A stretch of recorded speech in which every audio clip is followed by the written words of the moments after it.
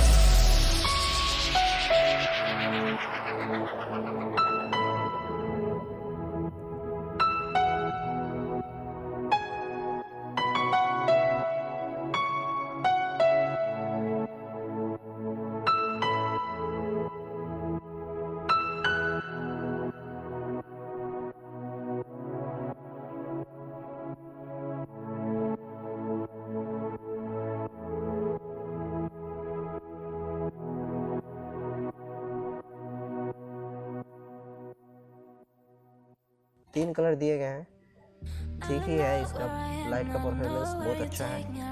कैसा लगा आपको इस वीडियो में, आप अब बताइएगा लाइट का परफॉर्मेंस, कमेंट करके बताइएगा कैसा लगा ये।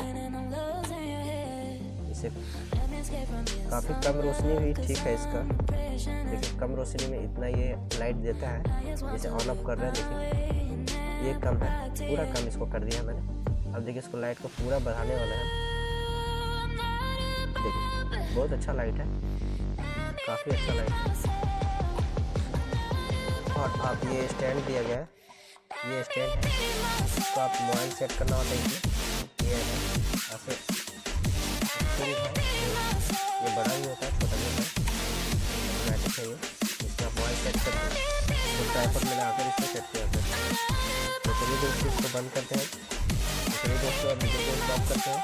कमेंट में बताइएगा आपको कैसा लगा ये वीडियो, लाइट का परफॉर्मेंस कैसा वो बताइएगा। प्रोडक्ट तो मेरे ख्याल से ठीक ही है, बहुत अच्छा प्रोडक्ट है।